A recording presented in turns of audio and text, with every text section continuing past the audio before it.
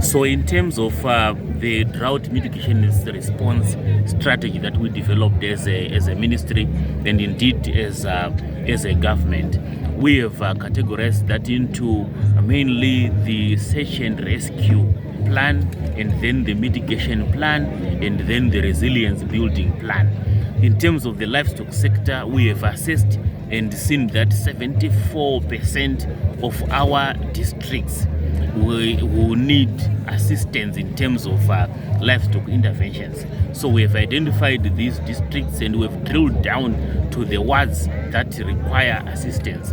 And these are the wards now that we are now following to put mitigatory measures, which include borehole drilling to ensure that water is available, because water is the greatest enabler in terms of the livestock sector. Once the livestock have water, the feed can always be grown from the water. We also have interventions in terms of feed, so hay baling, we have been encouraging it, so we do have stockpiles of hay bales, which we know that will be able to move to the areas that are needed, which we have identified.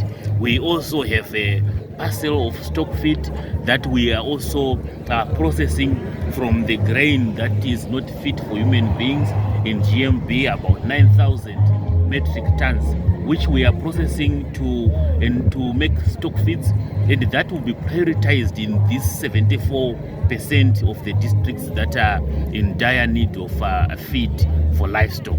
So we are mobilizing that, and of course remember that the winter wheat strategy means that we will have a lot of straw come October when the winter wheat is being harvested, and that will add on to what we can feed to the livestock. Obviously, all the trainings to be able to value add stover, straw, and other material is underway across the districts to ensure that whatever material is there is actually fit for livestock feed. We have encouraged our farmers to do hay baling, and certainly there are opportunists which we don't encourage, not only for hay bales who are selling these at prices beyond the $1.50, $2 that is ordinarily found. We don't want these middlemen. We don't want these people who take advantage of the vulnerability of our farmers. But we also encourage our farmers to be